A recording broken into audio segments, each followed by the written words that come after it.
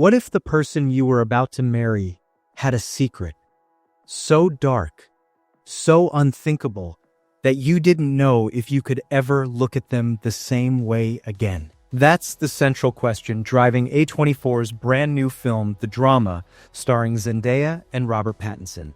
It's already one of the most talked about movies of the year, and for good reason. The twist at the center of this film is genuinely shocking. But what makes it really worth discussing isn't just the secret itself, it's what the ending does with it. Today we're breaking down the full plot, Emma's secret, what Charlie's reaction reveals about him, and what that final diner scene is truly saying beneath the surface. Let's get into it. The film opens like a classic romantic comedy, and that's completely intentional.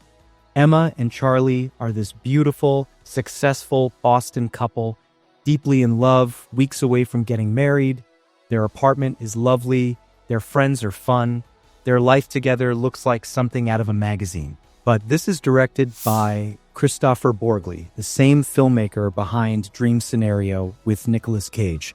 And if you've seen that film, you already know that Borgli specializes in taking ordinary, comfortable lives and slowly pulling the floor out from under them. So when the couple joins their closest friends, who also happen to be their best man and maid of honor, for a wine tasting, and someone suggests a drinking game where everyone has to confess the worst thing they've ever done, you know something is coming.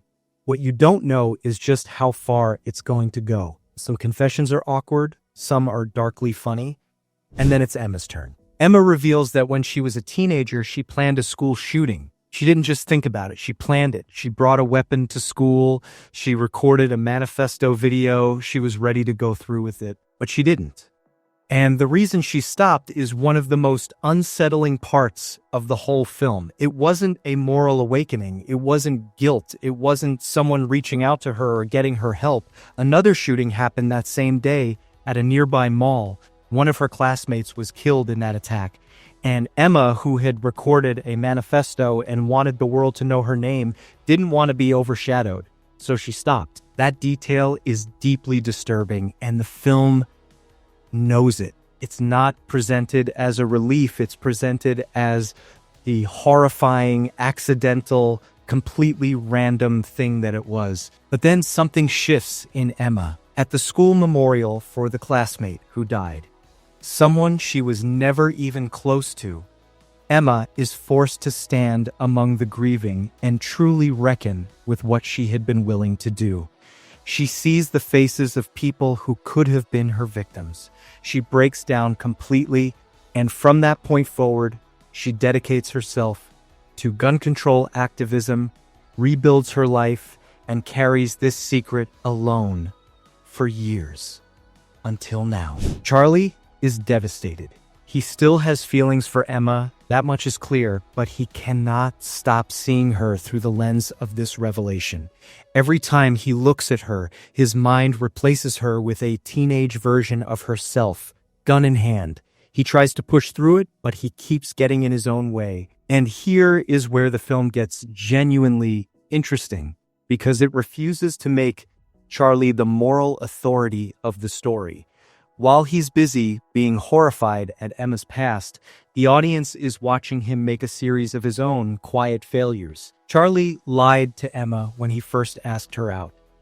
He admits to having been a cruel cyberbully as a teenager, the kind who made people's lives miserable from behind a screen. And in the middle of processing his fiance's confession, he nearly has an affair with a coworker named Missy. He doesn't go through with it, but he gets close enough that it matters. The film is drawing a very deliberate parallel.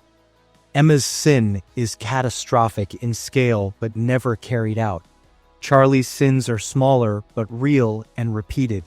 Neither of them is innocent. And the movie keeps asking, quietly, persistently, who gets to decide which past is forgivable and which isn't? Who gets the benefit of the doubt and why? The wedding goes ahead, but it is an absolute disaster waiting to happen. The tension between Emma and Charlie is palpable. Their friend Rachel, the maid of honor, is furious at Emma and makes no effort to hide it. Every moment of the reception feels like it's one wrong word away from completely falling apart. There are painful conversations, near misses, and moments of dark comedy that make you laugh even when you feel like you shouldn't. Borgli is clearly in his element here, building discomfort in layers until the whole thing becomes almost unbearable to watch. By the time it's over, both Emma and Charlie are emotionally wrecked. The wedding they had been planning and dreaming about has become something neither of them can look back on cleanly. But here's the thing. Earlier in the film, there's a small, almost throwaway moment where Emma and Charlie talk about meeting at a diner after the wedding.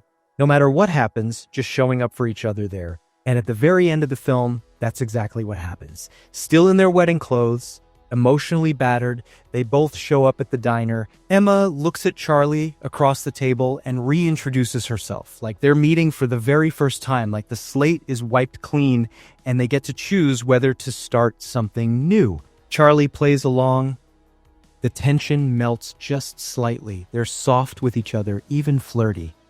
The camera catches brief shots of them holding hands, and then the film ends quiet, open, and deliberately unresolved. That final scene isn't saying everything is fine. It's not a clean, happy ending. What it's saying is that forgiveness isn't about forgetting. It's about consciously choosing to meet someone again with full knowledge of who they are. Emma isn't asking Charlie to pretend her past doesn't exist. She's asking him whether, knowing everything, he can still choose her. And Charlie showing up and playing along is his answer. But the film leaves the moral question wide open. Some viewers will find that ending genuinely moving. Others will feel it lets Emma off far too easily and papers over something that deserves more weight. The film doesn't tell you how to feel, and that unresolved tension is entirely intentional. At its core, the drama is about the distance between who someone was, who they almost became, and who we are willing to believe they are today. So where do you land on this one? Did Emma deserve that second chance, or did the film go too easy on her? Let me know in the comments. I genuinely want to hear different takes on this. If you enjoyed the breakdown, hit like and subscribe for more. I'll see you in the next one.